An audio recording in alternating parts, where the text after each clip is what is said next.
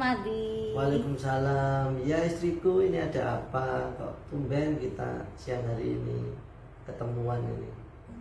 Ini mau bahas apa ya kita ini? Ini loh, di Facebook kemarin kan kamu nulis anak-anak selalu senang belajar dengan caranya. Orang tua sukanya deg-degan dan baperan melihatnya, apalagi para tetangga. Nah itu banyak sekali komen-komen dari para komentator. Nanti kalau saya bilang netizen, bukan netizen.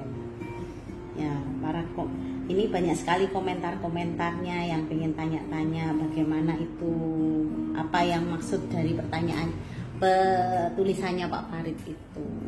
Oh gitu. Nah itu sebetulnya ya dari pengalaman kita berdua, gimana kita merawat anak-anak di rumah, juga termasuk pengalaman mengajar murid-murid kita.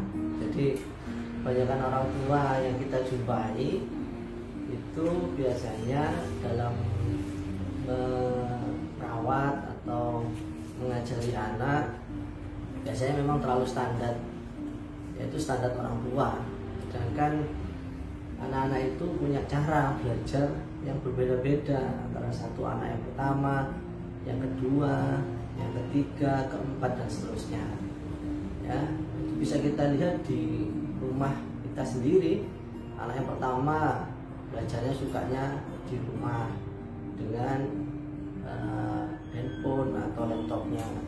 Anak yang kedua sukanya belajarnya dengan bicara terus, menari, bicara, dan bernyanyi. Kalau anak yang ketiga sukanya keluar rumah, ke sawah, main bola dengan teman-temannya. Itu mereka sebetulnya semuanya belajar. Nah, kamu kan biasanya kalau anak-anak tidak belajar secara standar kan sukanya deg-degan.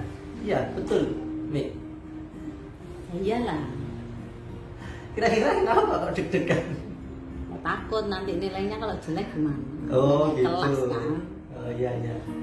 Memang mak-mak milenial itu yang ditakutkan nilai dari anaknya itu jelek. Padahal itu nilai itu adalah prestasi akademik saja.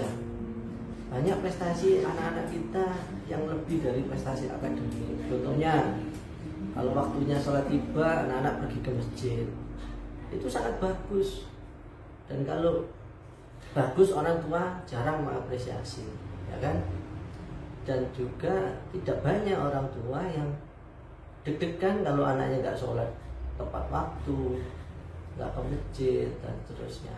Ya, yang banyak deg-degan itu hanya masalah nilai akademis. Padahal menurut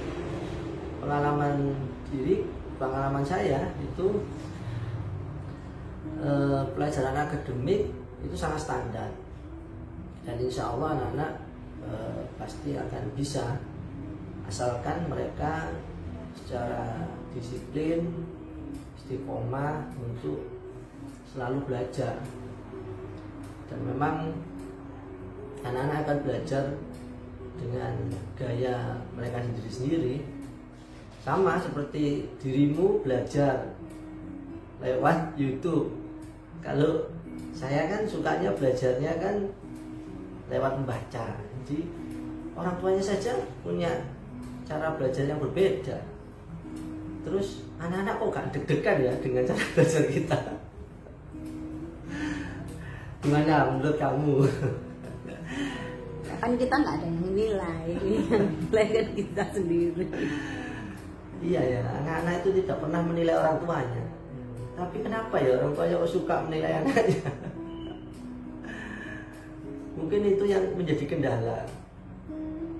Menurut Umi gimana caranya supaya kamu gak deg-degan gitu? Ya kalau belajar tekun kayak Yasin gitu, belajar tekun saya tidak deg-degan. Tapi kalau kayak Amira, Dahlan, nah itu masih deg-degan. Soalnya kan mereka disuruh belajar katanya sudah. Tapi ketika ujian masih tanya. Iya. ya tanya karena memang belum bisa. Itu bisa ada dua kemungkinan, karena memang belum belajar atau sudah belajar tapi belum tahu, seperti itu.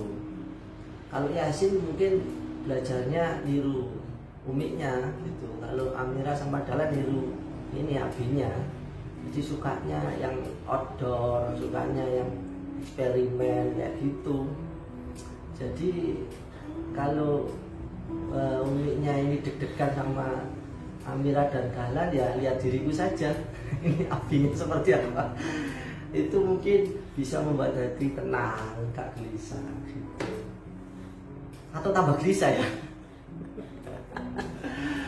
Gimana? Nih, kayaknya tambah gelisah ya. Ya, kalau untuk sekarang ini ya masih gelisah. Nanti kalau dia semakin dewasa terus bisa membuktikan, oh ini loh bahwa aku bisa, meskipun aku itu nggak harus baca buku terus habis duduk tenang baca buku seperti itu. Kalau aku itu di luar itu juga banyak pengalamannya, nah gitu nggak khawatir. Tapi kalau sekarang itu yang kita harus masih mempertimbangkan nilai. Kalau nanti nilainya jelek juga nggak naik kelas. Oh, memang ada yang nggak naik kelas tahun-tahun ini sekolahan. Nggak tahu. Oh, nggak tahu. Jadi saya bukan guru SD. Iya, jadi kebijakan dinas pendidikan tahun ini itu tidak ada siswa yang tidak naik kelas, karena semuanya wajib naik kelas dengan catatan atau batas ketuntasan nilai KKM-nya.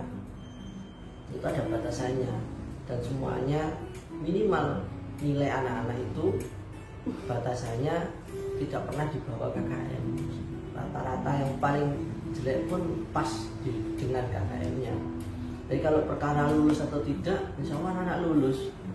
Tapi kalau ditanya nilainya bagus atau tidak, lah itu perkara yang beda. Karena setiap perjalanan akademis anak-anak atau akademis kita tidak mulus-mulus amat. Jadi ada yang baik, bagus, ada yang jelek. Kalau jelek diremedi, kalau bagus ditambah atau ada pengayaan gitu. Jadi kalau anak-anak atau ibu atau mama-mama muda khawatir, ya memang butuh diremedi. Saya nggak tahu yang cocok itu yang diremedi itu ibunya atau anaknya ya. Bapaknya aja. Oh, bapaknya aja. Bapaknya ini hanya perlu pengayaan ya, supaya nanti bisa menafkahi anak dan istri. Kalau remedi menurut saya nggak begitu penting ya. Yang penting itu pengayaan, supaya kaya. Dengan kaya itu nanti bisa ngasih sama anak-anak. Itu pengkayaan. Oh, pengkayaan. Bukan pengayaan. Pengayaan itu dikaya gitu ya, disaring terus jadi kecil. Itu pengayaan gitu. Ya wes, oke. Ada yang kita bahas lagi untuk siang hari ini? Ya mungkin kalau seperti itu ya saya pasrahkan sama abinya, sama Allah. Semoga anak-anak kita bisa jadi anak yang soleh-solihah. Oke, amin. Terus dimudahkan belajarnya, dimudahkan sekolahnya, semuanya dilancarkan. Amin ya rabbal alamin. Rabbi habli minas sholihin, Rabbi habli minas sholihin, Rabbi habli minas sholihin. Mungkin sekian Abi. Oh iya, oke. Bincang kita siang hari ini. Terima kasih. Sama-sama. Oke, assalamualaikum. Waalaikumsalam warahmatullahi wabarakatuh. Dadah semuanya.